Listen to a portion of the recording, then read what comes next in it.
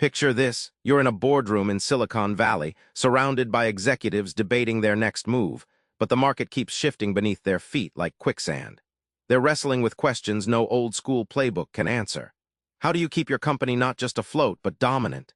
David Aaker's strategic market management jumps right into this mess, unveiling the strategies that turn chaos into opportunity. What's the secret ingredient here? Stick around, you'll want to see how this unfolds. Let's start where it all begins, with the customer. Companies often get lost in their own products or tech, but Aaker says that's a fatal mistake. Why? Because relevance lives or dies with your customer's perception. Back in the 80s, Sony's Betamax was technically superior to VHS, but it lost the market battle. Why? Betamax focused on technology specs. VHS tuned into what customers valued, longer recording times and affordability. That shift in customer perspective turned VHS from underdog to king. Think of a value proposition like a lighthouse in a storm. It guides every decision, from marketing slogans to product tweaks. Without it, companies sail aimlessly, wasting resources on initiatives that don't connect with real customer desires. By anchoring your strategy around meaningful value, companies don't just sell products. They create experiences customers crave. That's why brands like Apple don't just sell phones, they sell a lifestyle. Strategy ceases to be a gamble and becomes a predictable journey toward growth. Next up, your biggest enemy inside the company might be the walls between departments. Siloed organizations trip over themselves, but Aaker shows how tearing down these walls sparks innovation and speeds strategy execution. Jack Welch famously transformed General Electric by smashing silos that had turned business units into isolated fiefdoms.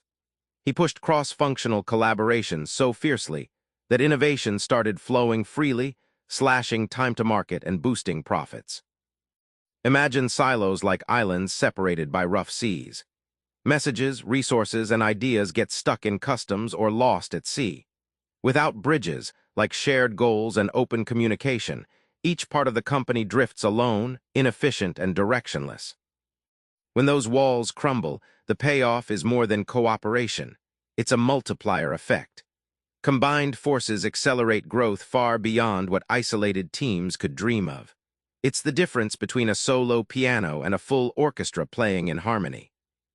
Last, let's talk energy, the kind that turns stagnant plans into unstoppable momentum. Markets won't wait, and companies that stall get left behind. How do you ignite energy that sticks and drives strategy forward? When Lou Gerstner took the reins at IBM in the 90s, he found a lumbering giant trapped in old habits. By shaking up the culture and insisting on customer obsession and accountability, he sparked a revival that saved the company from collapse. Think of energy in business like startup hustle. It's deliberately uncomfortable, constantly pushing limits. This discomfort breaks complacency, fuels creativity, and forces teams to strip out bureaucracy and focus on what truly moves the needle. That energy isn't just motivation, it's a survival mechanism.